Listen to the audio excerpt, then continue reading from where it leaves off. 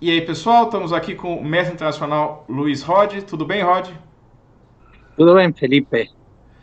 Un gusto estar aquí con vos y compartiendo esta experiencia con toda la gente que te sigue.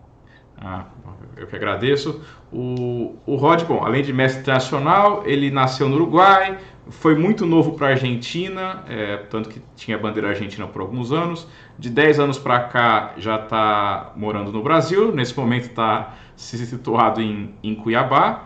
E tem uma vida bem interessante toda dentro do xadrez. Não só, mas uma boa parte da vida dele. Mas vamos começar pelo começo. Qual que foi a sua primeira relação com o jogo de xadrez? Quantos anos você tinha? Aonde você morava?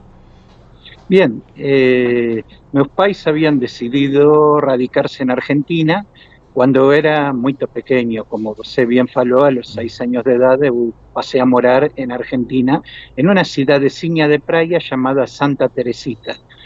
Tenía menos de 5.000 personas morando en ese poblado, en la playa, mitad de camino entre Buenos Aires y Mar del Plata.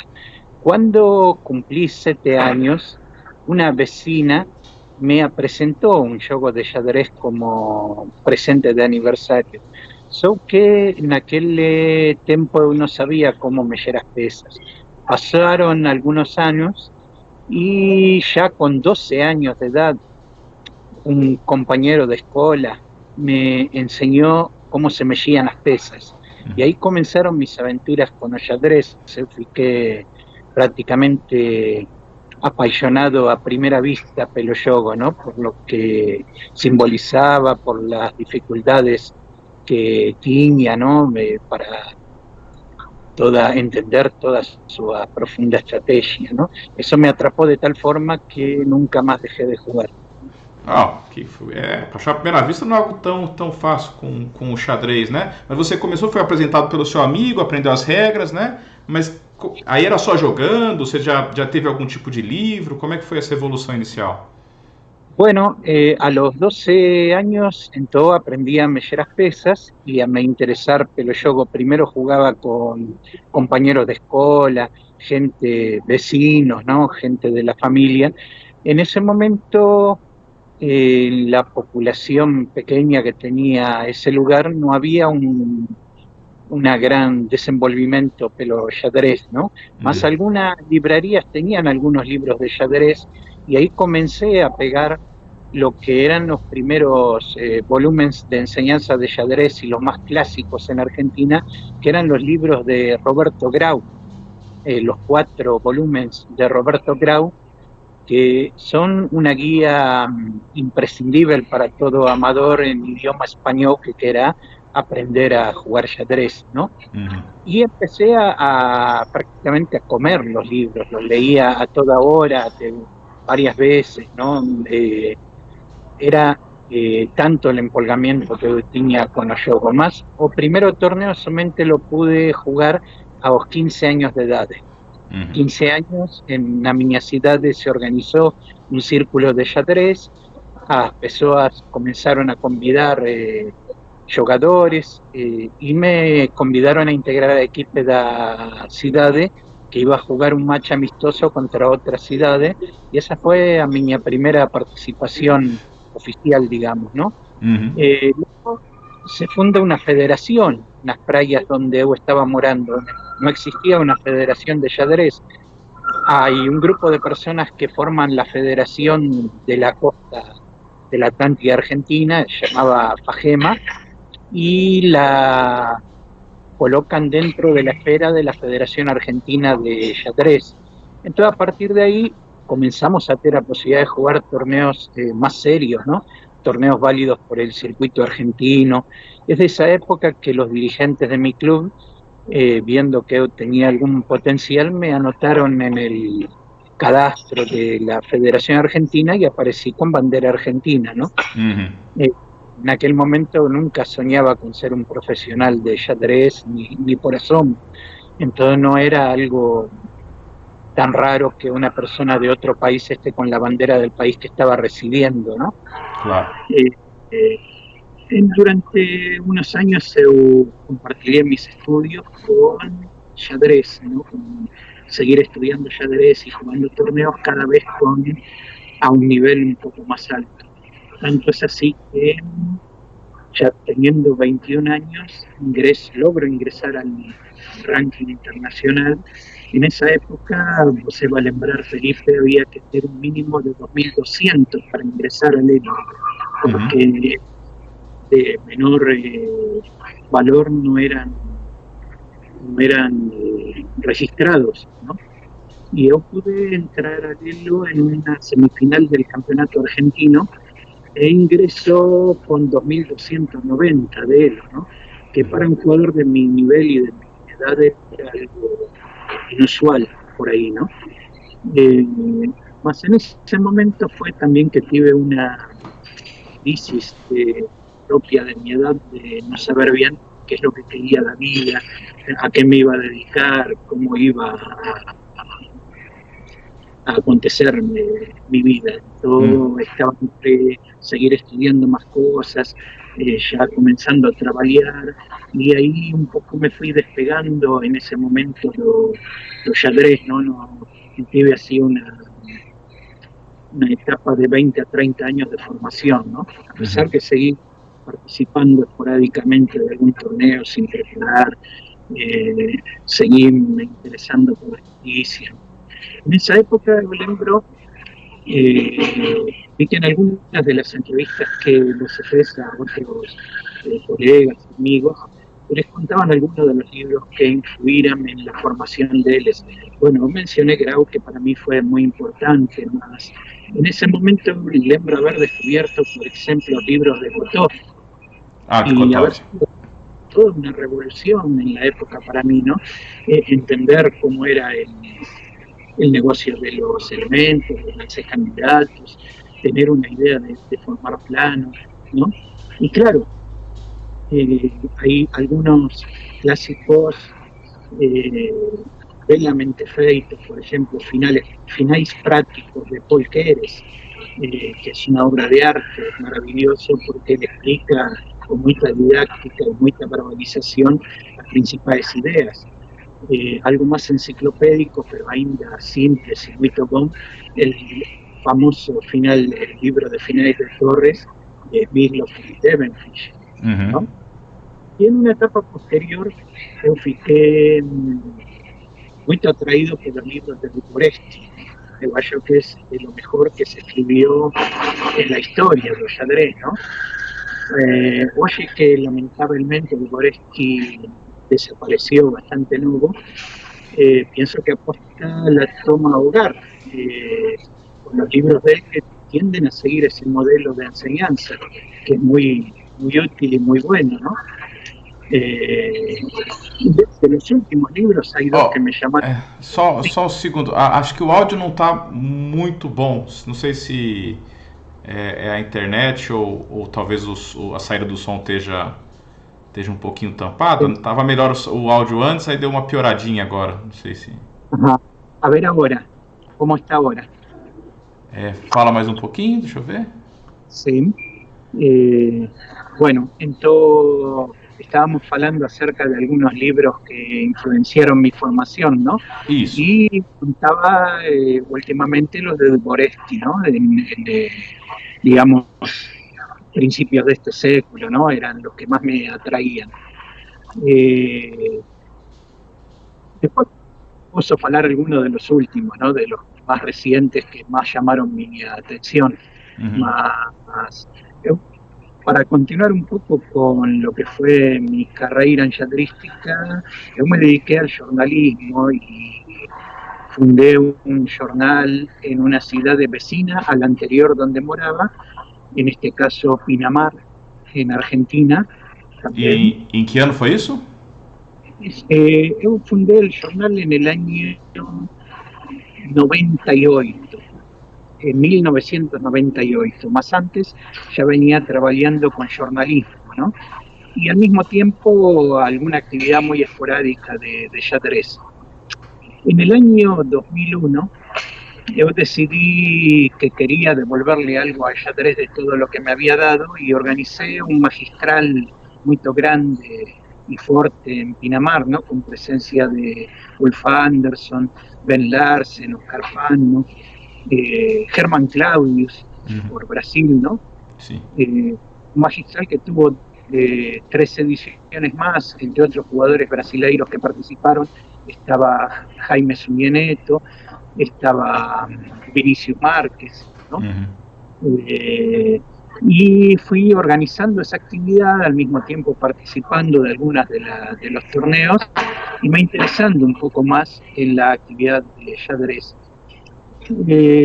Después de un periodo más de no saber bien si quería dedicarme al jornalismo o a turismo, que era lo que había estudiado, o xadrez, decidí que o xadrez me atraía suficiente como para realizar la aventura de venir a radicarme a Brasil y dedicarme a xadrez, ¿no? En ese momento que vengo aquí, me radico y me dedico definitivamente a xadrez, es donde obtengo rápidamente el título de mestre FIDE e mestre internacional, ¿no? Você tinha quantos anos então quando você veio já no Brasil e se decidiu a falar, bom, vou focar no xadrez? Bueno, ya era un poco bello, ¿no? Estaba con 42. Digamos, sí, 41 o 42 años decidí mudar de vida absolutamente y virate Brasil, ¿no?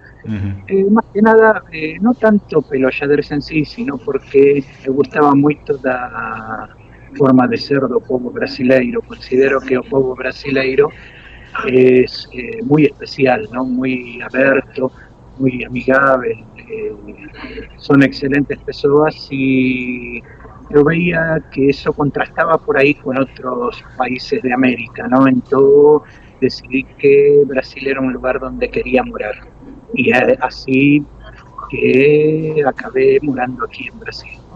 Não, isso é bom, legal. Ficamos, sem dúvida alguma, o Brasil ganhou com isso. Como é que foi esse? Porque você falou, vou me dedicar ao xadrez. Você já era um jogador, pelo que você fala, próximo de 2.300 de rate, talvez um pouco mais. E aí, rapidamente, você obtém o título de mestre de FIDE, mestre nacional, que é um certo salto, né? Então, como é que foi exatamente a sua dedicação nessa época? O que você estudava? Ou quanto você estudava? O pessoal adora saber números, né? Sí, sí, sí. Bueno, yo estudiaba prácticamente todos los días y por lo menos 3, 4 horas mínimo, ¿no? Pero lo normal era pasar de eso, para estudiar 5 o 6 horas, ¿no? Con un método propio que consistía en analizar partidas jugadas por grandes maestros fuertes y analizarlas con un tabuleiro y anotando en un papel las principales ideas de lo que iba viendo, haciendo mis propios ejercicios, ¿no? Tentando resolver digamos, los lances, los planos, la variación. Y después de anotar todo eso, checaba con el computador y veía en qué parte había acertado y dónde había errado, ¿no? Para poder trabajar mejor en las partes donde había cometido algún error, ¿no? Sea de cálculo, sea de variación, de mi idea de posición. Mas tomaba partida de jugadores muy fuertes y preferentemente que sea dentro del repertorio que yo intentaba jugar. Entonces, por ejemplo, si yo pensaba jugar Ruy López, para mí no tenía sentido ver una partida maravillosa de Carlsen contra Ivana de francesa si uno iba a jugar francesa, ¿no? Y a una de un nivel un poco inferior, más jugada en la apertura que pensaba jugar. En ese momento también tuve ayuda de Darcy Lima, porque él tenía un proyecto de llegar a una revista de xadrez, una publicación de xadrez, y trabajar en esa revista también me dio una estabilidad económica que me permitió asentar en ese tiempo aquí en Brasil, ¿no?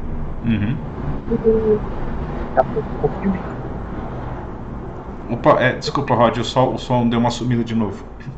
Sim. Agora sí. voltou. Ahora bueno. A publicación en sí, llamábase Xadrez Diario, ya dejó de existir, ¿no? Pero era justamente una publicación diaria que comentaba una partida, ¿no? Y en muchos casos esa partida comentada era la que me había servido a mí para estudiar también. A veces no, a veces era obviamente aperturas, sistemas diferentes, ¿no? Porque la idea de la revista era justamente cubrir a los mejores torneos, ¿no? Los más importantes, los jugadores más fuertes, y siempre eso se encuadraba con mi repertorio, más también estudiaba esas partidas y también enriquecía mucho mi nivel de juego. Yo tengo una norma de mesa internacional obtenida en Argentina previa, más realicé aquí la segunda norma en un torneo en el Club Hebraica de Sao Paulo en el año 2009, que para hacer norma tenía que empatar de negras en la última rodada contra Fier, que estaba desesperado por ganar, porque si ganaba ultrapasaba los 2.600 puntos de Elo, ¿no? La partida fue un gambito Pajarovich, Alexandr la Lembra Teoshi, ¿no?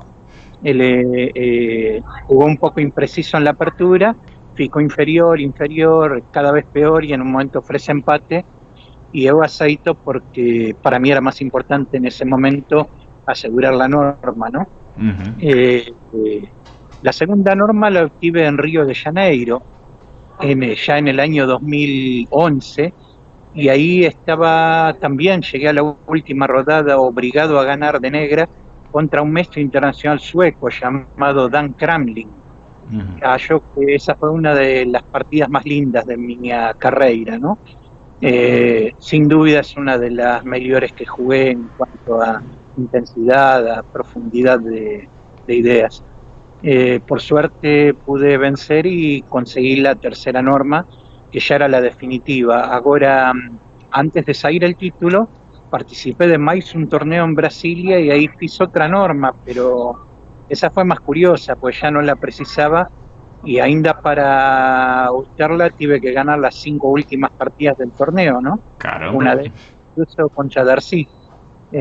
Bueno, pero se fue dando, una partida luego a otra, y curiosamente la última partida, que parecía en papéis la que podía ser la más simple porque era el jugador de menos ranking, fue la que más me complicó y casi termino estragando la norma en esa partida, ¿no? Acontecen, esas cosas suceden. Más ahí se dio y bueno, conseguí la norma. Ahora, infelizmente, aquí no tenemos muchas oportunidades de torneos de norma de grande mestre, ¿no? No tanto por ahí el caso como el mío, ya estoy en una edad más difícil para obtener un título, pero incluso para la gente de tu edad chocan a veces con esa falta de incentivo aquí, ¿no? De torneos adecuados de norma de grande mestre para poder obter o título de forma mais rápida, não? E sem ter que viajar tanto, né? Não, esse é um problema que a gente realmente carrega, mas achei muito interessante porque o seu último estudo para se tornar realmente mestre internacional, o último assim, durou um período, claro, mas não envolveu tanto o estudo de livros. Você acha que você recomenda esse estudo direto de partidas, ou você acha que para você só funcionou porque você já tinha uma boa bagagem de livros? Por exemplo, alguém que já está começando, já começar desse jeito, você recomenda ou você acha que não é bem assim? No, eu recomendo primero leer los libros, porque eu tenía toda esa bagagem teórica de los libros que me permitía entender en una posición, por ejemplo, cuando una estructura es boa o ruin, ¿no? Y eso lo había aprendido de los libros. Hay formas modélicas de conducir finais. Entonces, digamos que lo que estaba haciendo con las partidas es un lembrete de todo lo que había aprendido anteriormente y una suerte de prueba final, ¿no? Mas sí, eu recomendo para los que ya tienen una boa base teórica, eu recomendo ese tipo de estudio, crear sus propios ejercicios, pasarse horas mirando una partida de alto nivel y intentar entenderla, formular una tesis provisoria, ¿no? De lo que está aconteciendo en la posición, después checarlo con el computador. Lo ideal sería checarlo con comentarios del propio jugador cuando aparezca más tarde en alguna revista, en algún libro, ¿no? Que suele acontecer también, pues se pega partidas de, digamos, Magnus Carlsen y obviamente va a aparecer comentada en algún lado por jugadores muy fuertes, ¿no? Y ahí vos se va a tener oportunidad de comparar sus notas con las de aquellos jugadores y intentar entender cuando no coincide por qué acontece eso, ¿no? Sim, não. Isso acho que é legal diferenciar porque não é porque quando você estudou deu muito resultado que vai servir para todo mundo. Depende da sua bagagem anterior, né? Ah, Exacto. agora você se tornou mestre internacional, estava morando aqui no Brasil. Que foram os seus próximos passos ou projetos? O que você aconteceu aqui nessas última década quase morando aqui no Brasil? Sí, sí. Bien, en esa década morando en Brasil, primero tuve unos años de dedicación intensa al xadrez que Uhum. me permitieron alcanzar el título de mestre internacional. Obviamente los 2.400 puntos de rating necesarios para eso, Uhum. alcanzar determinado nivel, más, bueno, también hubo periodos donde abandoné un poco la práctica constante de xadrez y el estudio y dediqué a trabajar a veces en proyectos fuera de xadrez, ¿no? Uhum. Una de las primeras cosas que fiz cuando me radiqué en Brasil y decidí que podía ser un enxadrista profesional fue jugar con mi bandera, pedirle a las autoridades de la Federación Uruguaya que registren mi pase de la Federación Argentina a la de mi país natal y poder representar a mi país en Olimpiadas, ¿no? Uhum. Entonces tuve la honra de representar a Uruguay en dos oportunidades, en Bakú 2016 y en Batumi 2018, ¿no? Tenía esperanza de jugar en Moscú 2020, que la pandemia mató misericordiosamente, ¿no? Vamos a ver si entro en el equipo para el 2022. Voy a hacer el gran esfuerzo para estar en el equipo de mi país, en el equipo olímpico de mi país. Ahora, en los últimos 5 años también estuve dedicado a actividades que no eran de xadrez y eso tuve un impacto en mi rating, tuvo un impacto en mi fuerza práctica, Uhum. eh, también tuve un impacto positivo económico en mi vida, ¿no? Uhum. Porque todavía el xadrez no es esa actividad que va a permitir você mantener una estabilidad económica maravillosa, ¿no? Va a tener altos y bajos, va a tener mejores momentos que otros. Eh, Más también era un trabajo en finanzas muy tenso, que no me estaba haciendo bien a mi salud, de nuevo estaba con una presión muy alta, recomendación médica de bajar unos cambios. Uhum. Entonces, pensé que para mejorar mi calidad de vida y mi salud o mejor era volver a hacer algo que me gustaba, que no me requería tanta tensión nerviosa Uhum. y tal vez no reditúe económicamente tanto, más que también permite vivir dignamente, que es la función de treinador de xadrez, ¿no? En este caso, en la ciudad de Cuiabá, que Uhum. también ayuda mucho en el sentido de tener una mejor calidad de vida, pues una ciudad de muy verde, Uhum. muy tranquila, você conoce bien, eh, entonces es una buen lugar para se establecer y al mismo tiempo poder participar de algunos torneos que antes no podía por pelo meu trabalho. Por Uhum. ejemplo, la edición última del Aberto de Florianópolis.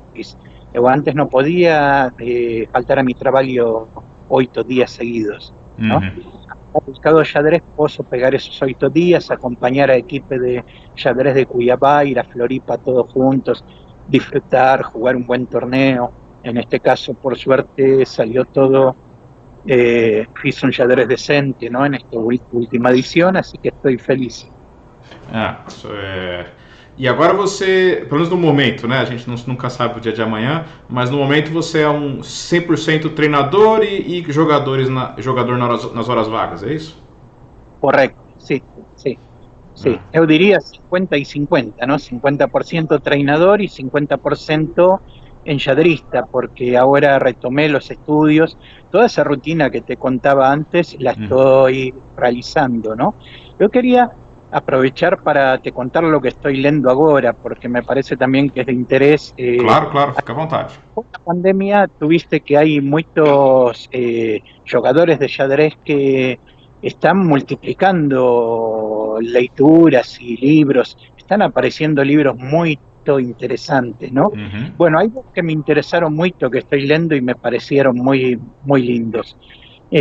Hay uno de Tukmakov que fala sobre el rol de los computadores en la preparación en xadrez. No sé si tuviste oportunidad de verlo o... Qual que é o título dele? Olha, eu no lembro bien el título, pero es un libro como de 700 folias Uau. y el subtítulo es de Vladimir Tukmakov y él trata sobre el papel do computador en la formación de los enxadristas y la diferencia entre el xadrez de antes de las computadoras y el que juegan un Caruana, un Carlsen o un Anand, por ejemplo, ¿no? Ese libro es muy interesante. Y otro libro que salió muy interesante es un libro de Cotronias sobre posiciones equilibradas y cómo jugar ellas, ¿no? Esse é muito recente, inclusive, né? Muy reciente. Estoy hablando de libros ya totalmente nuevos, ¿no? Recién salidos, quenchiños como pan. Entonces, los últimos libros que estoy leyendo y que me parecieron muy interesantes y para compartir con toda la gente que quiera progredir en xadrez. Exactamente, exactamente. Esse do Cotrones também está na minha listinha. Y también los dos últimos de Boris Gelfand, ¿no? De la editorial Quality Chess, el de técnica y el de finales de material pesado, que son realmente excelentes, ¿no? Es raro tener un libro escrito por alguien de tan elevado nivel como Gelfand. No sé, es un lujo para nosotros enxadristas poder tener acceso a ese material, así que bárbaro, ¿no? Sí. Eso y el estudio que te contaba antes de las partidas, al menos una por semana, es lo que está sendo mi trabalho actual. Desculpa, de novo deu uma tampadinha no som. Se você puder só repetir a última frase, porque eu... Sí, te comentaba que esa lectura de los últimos libros que van apareciendo junto con el análisis de algunas partidas, o menos una por semana, en el más alto nivel pensadas, es lo que es constituir meu atual trabalho pessoal, ¿no? A forma que eu tenho para manter o estado, digamos, e me preparar para os torneios seguintes. Ah, legal. O som ainda está um pouquinho estranho, deu para entender, mas não sei se está tampando talvez a saída do som, mas acho que a mensagem dessa específica que você quis falar deu para entender. E eu queria que você falasse agora, enfim, você está nessa nova fase, eu espero que você ainda jogue muitas partidas interessantes pela frente, mas até o momento eu queria que você falasse qual foi o melhor lance da sua vida, ou porque você acha que ele foi brilhante, ou porque ele te deu uma vitória muito importante, ou porque você acha ele divertido. A razão, fique à vontade para escolher. Mas qual seria o lance da vida do Rod? Bien, yo tengo varias partidas muy interesantes. Por ejemplo, te conté esa de Dan Kramling, que fue muy bonita, ¿no? Tengo otras, si yo tuviese...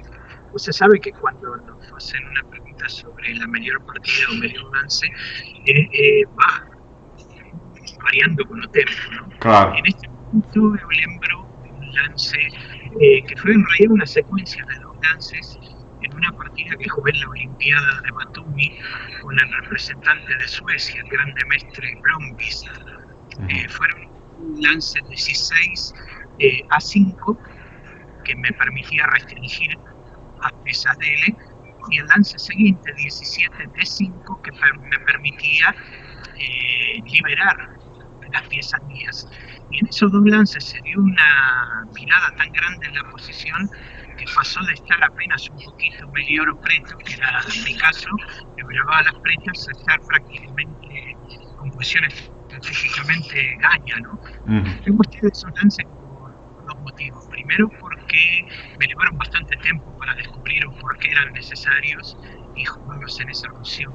Pero además porque fue el inicio de una muy buena secuencia mía en la última Olimpiada, ¿no? Y aún me estaba debiendo una buena actuación en la Olimpiada. Yo no había ficado satisfeito con a mi actuación en Bakú con el equipo uruguayo. Entonces yo quería hacer algo importante para mi país, quería hacer una buena actuación. y comencé Batumi con 1-2, ¿no? Había ganado primera un representante de Cabo Verde, perdido con un grande mestre de Montenegro, mas no estaba ainda satisfeito. Y cuando me toca jugar con... Primero, había perdido otra partida con un grande mestre de Francia, Bauer, y no estaba satisfeito todavía. Entonces cuando me toca jugar en la quinta rodada, mi cuarta partida contra Brøndby de Suecia, y gané de esa forma bonita, estratégicamente. Bueno, fue una tirada importante también para mi torneo, porque a partir de ahí terminé la Olimpiada con 7 puntos sobre 10 posibles, que en una Olimpiada es un resultado muy bom. Fue uno de los mejores para mi país, ¿no?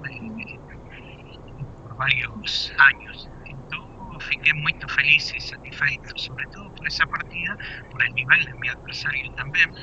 Era mi primera victoria con un grande mestre en una Olimpiada, ¿no? Es un torneo muy especial para mí, por lo menos, y creo que para la mayoría de todos los enxadristas. Entonces, por eso yo colocaría esa partida como una de las minhas melhores, ¿no? Fue una Ruy López, variante tenis diferida, que llevaba prendas, y bueno, fue muy interesante, ¿no? Tanto el manejo de la apertura cuanto la transformación desde una posición muy caótica y aguda en la apertura a un final prácticamente de dominación, ¿no? Donde con varias piezas en el tabuleiro él está perdido porque no tengo melhorar nunca su posición, y el único que va progrediendo lance por lance es objeto de esa posición. Se va a ver esa partida y va a coincidir. Así que esa sería hoy la que podría decir como la que mais me marcou nos últimos tempos. Bacana. A gente vai fazer um vídeo tentando explicar o lance, vai colocar a partida. É claro que eu espero que você jogue outras boas, e eu entendo que realmente é a melhor partida daquele momento que a gente está sentindo. Pode ser que passe um tempo e você já relembre de uma outra mais antiga, mude de opinião, mas de qualquer forma, ganhar uma boa partida contra um grande mestre na Olimpíada é algo a comemorar, né? Agora, enfim, acho que as perguntas de maneira geral eram essas. Acho que foi muito bacana as recomendações de livros, mas eu queria deixar aberto aqui um espaço final, se você quiser deixar algum recado, falar qualquer coisa, fique à vontade. El recado para todos aquellos que aman los xadrez y que son apasionados por los jogociencias, que nunca desistan de sus sueños, ¿no? De poder progredir y crecer y ir consiguiendo las metas que se van trazando, ¿no? Por más humildes que parezcan al principio, uno puede comenzar intentando alcanzar un patamar de ranking internacional, por ejemplo, ir cumpliendo esos pequeños objetivos. Y sobre todo no perder esa alegría de jugar, porque uno juega también para ser feliz, para divertirse, ¿no? Por dar un caso, todos nosotros jugamos fútbol, mas no nos pagan como a Neymar, porque obviamente no chutamos bola como él, ¿no? En xadrez pasa lo mismo, o sea, no precisa ser un profesional de xadrez para se divertir y se apasionar por el juego. No importa la edad, no importa el género, la clase social. Es el juego más democrático, más apasionante que existe, desde que fue inventado más de 2000 años atrás. Entonces tenemos todo un legado histórico para defender nosotros xadristas y sentirnos orgullosos de los jogociencia. Y quería agradecerte, Felipe, por esta oportunidad y también darte un gran abrazo a la distancia. Espero verte en algún momento aqui em alguma das edições de Abierto Contra. Muito obrigado, bacanas palavras. Um abraço para você também, Rod. E é isso, pessoal. Até mais e até a próxima. Quem sabe até o próximo Contaut. Tchau, tchau.